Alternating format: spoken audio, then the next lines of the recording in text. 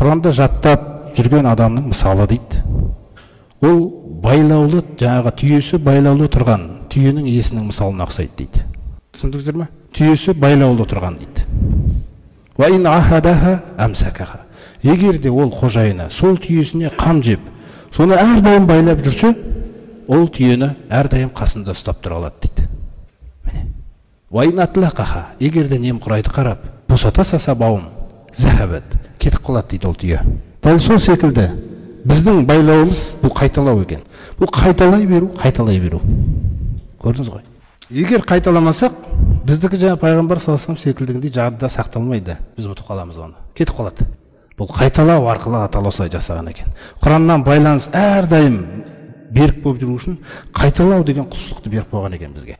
Сол қайталауымыз арқылы орнында тұрып қалады. Қайталамасақ кетіп қалады екен.